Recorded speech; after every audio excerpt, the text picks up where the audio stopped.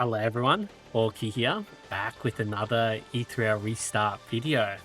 And they have an official launch patch note just released today, and it's so exciting. Let's see the new updates ahead. They're building on the foundation of the previous final test. We have added new animus and gameplay content in accordance to our development roadmap.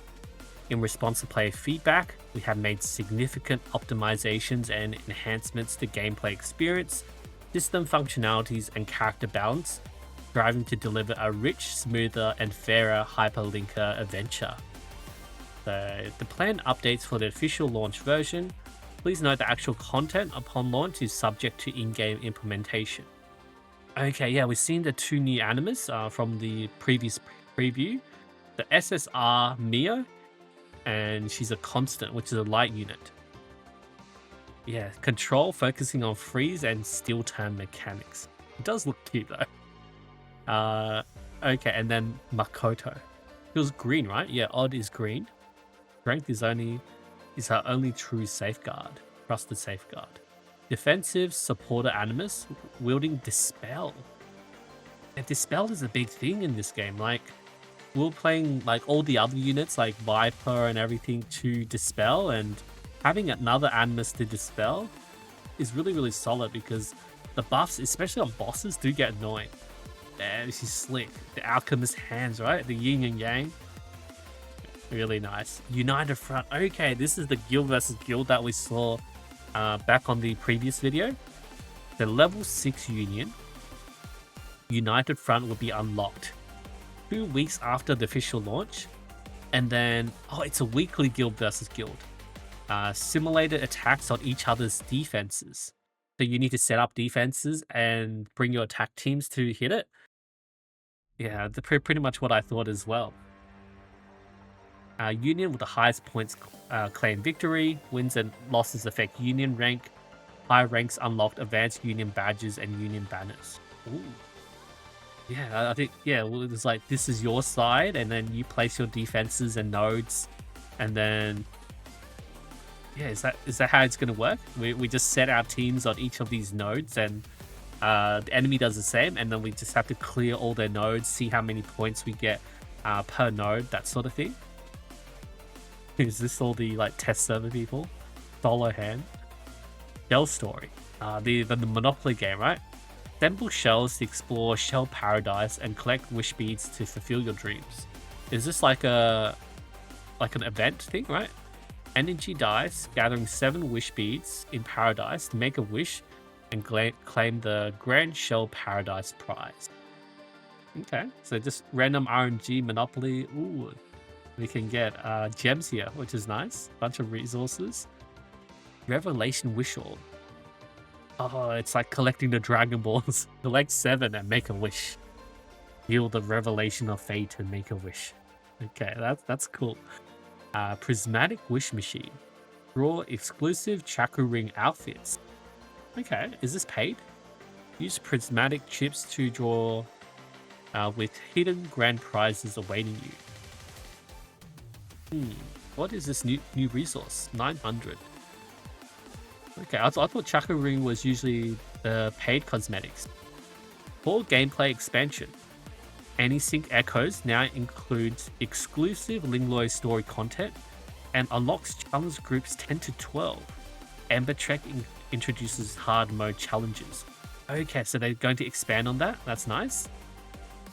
Oh yes, they told us this update. They're going to change the debut banners, so the new limited unit banners from 100 to 80 pools, which is it's an amazing change for especially to free-to-plays, right?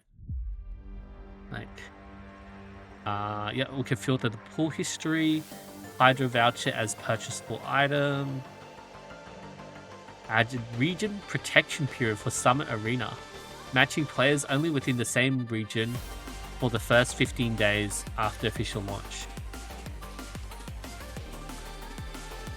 Okay, so is it like you can't bully the people in other servers on their first 15 days or something? Is that what that means? Added a ban protection mechanism for Summit Arena matches where both players are above Diamond 1, enabling the pre-ban of 1 animus and ban protection for the 3rd. Okay, yeah, I think ban protection is really good to implement. Attribute bonus, yeah, it was just like the crit and stuff. Early exit for Infinity to Train, language for Union. Okay, most of this is like whatever, right? Ooh, French keyboards. Nice. Oh, cross-region friend edition and private messaging. Okay. We could be friends even if we're on those different servers. Okay, dynamic avatars. Nice, nice. Hidden styles and wardrobe category. Veronica, optimized character model. Okay, some skin changes. Ooh, pricing of the skins. Adjust the skill mechanics and prowess coefficients of select animus. Okay, so basically they rebalance some units. Thank you for the active feedback. Monitor combat data and make cautious adjustments. So there's still going to be buffs and nerfs after launch. The animus units ascended to 5 stars and 6 stars. Oh, additional 5 points to their base speed. Ooh, I don't know about this one. This does, because farming and pushing a unit to 5-star and 6-star is very expensive. And like, even when you're playing as a free-to-play, like if you have like lower star units at like 4-star, that was still like usable for PvP. Like even if you didn't really invest in starring them up, because all you had to do is chuck on a shell, chuck on a few modules, and then they're pretty much relevant for PvP. But now they're making it harder for free-to-plays because you'll be losing 10 speed if you're not 6-star. I don't like this change at all.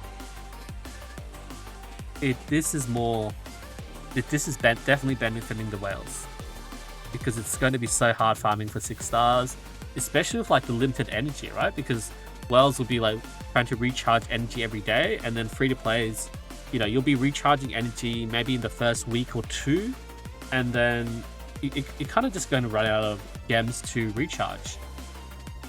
Yeah, this change sucks. Improve combat stability, fixing potential error reports and icon display issues. Final effects changes at max level. Grim penalty Chloros. Yeah, Chloros did definitely seem a bit weak, so 400 to 480 increased damage, single enemy. Applies Doom Toll. Okay, alright, that's a nice buff to Chloros. Veronica. 420 to single enemy, 80% to steal all buffs. Then has 50 to changes to 100% chance to spread all her buffs to allies. Before it was independently, that was so RNG.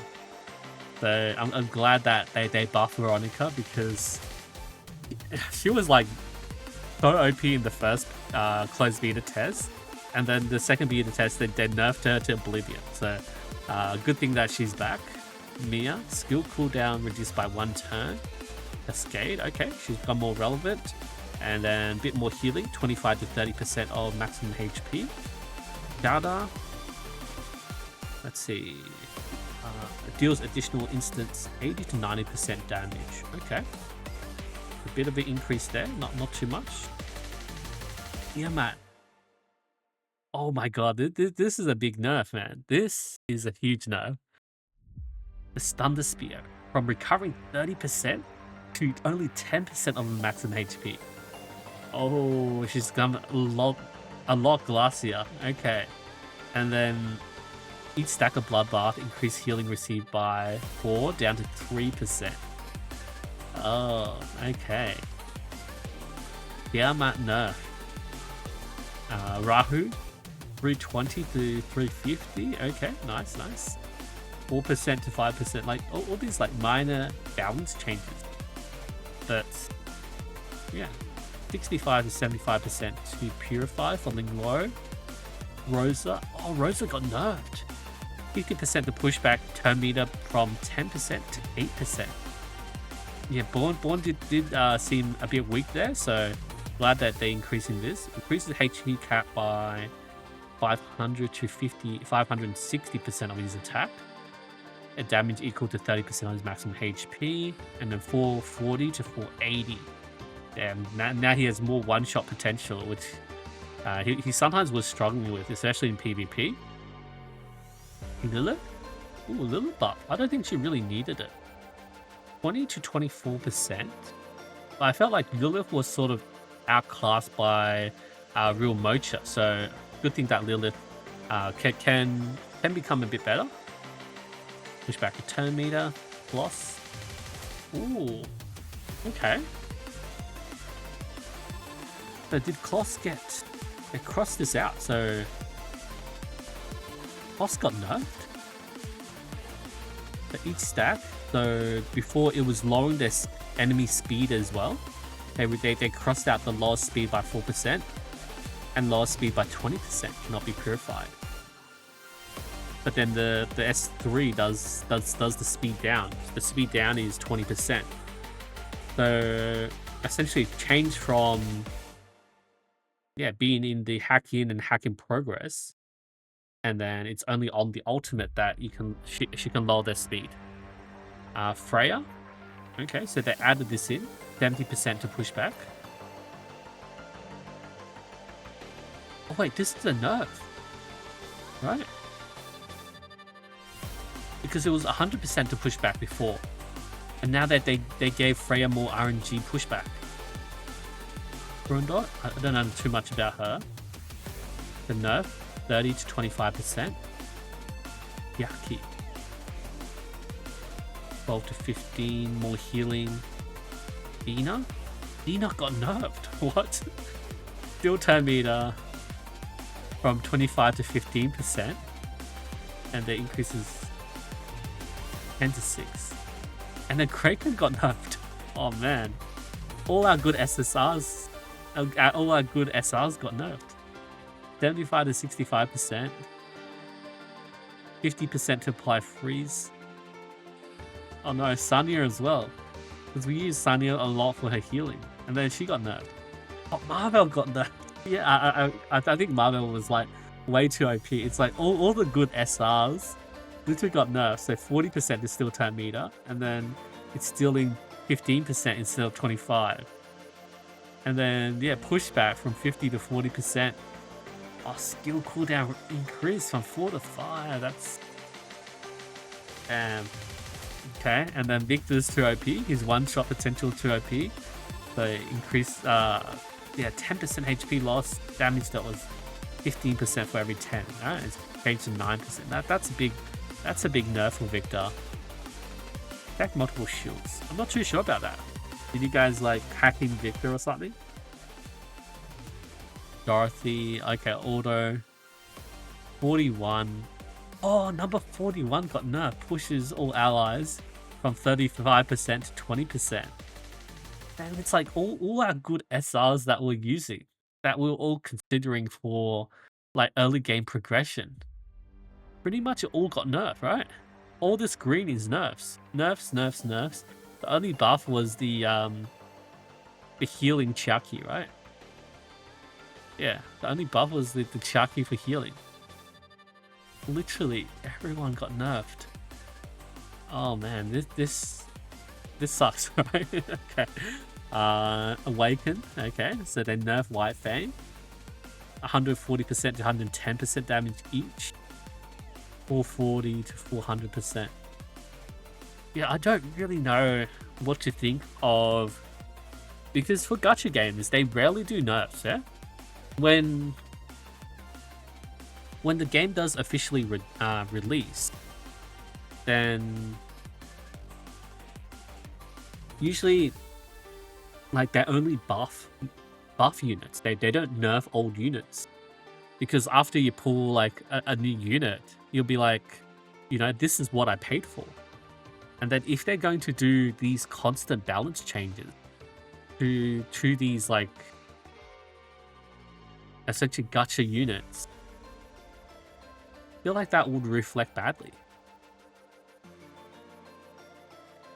Like at the end of the day, they're a gacha game, but then they're trying to make these balance changes similar to like a MOBA, right? Similar to like, you know, League of Legends and like, you know, the skill-based games where you have like all these nerf and balance patches every time.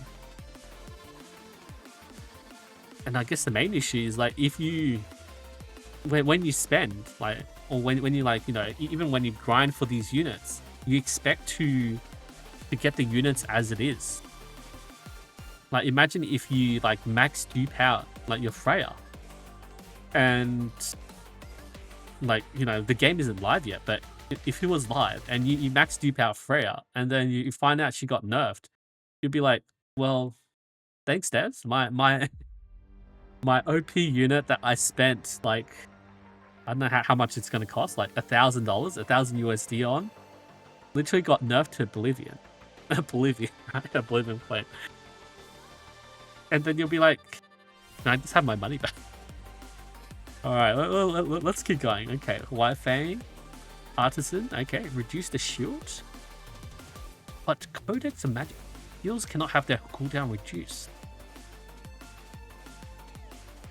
Man, that's a lot of changes. Okay, it's the minor changes there. Some bug fixes, right? Description clarity. Oh wow. Fix the issue. Like, I don't think most of this was really too much of an issue. Optimize map routes. Okay, main quests, loop prompts, key bindings, and most of this. Okay, that's whatever. Sorting rules, choppy page scrolling. Okay, matrix quantity column. Oh, time zone, local time. Daily okay. Alright, so beginning of the new chapter. Continue to enhance game quality, listen to player suggestions, work together, create deeper and more enjoyable hyperlinked world. Final effects subject to launcher version. Okay. Alright. I know, I'm still excited for the game to come out, and yeah, this is going to be very interesting. Everything will be in flux, like meta's going to change because of all these balance changes. And I guess that's the main point, right? I'll see you guys next time.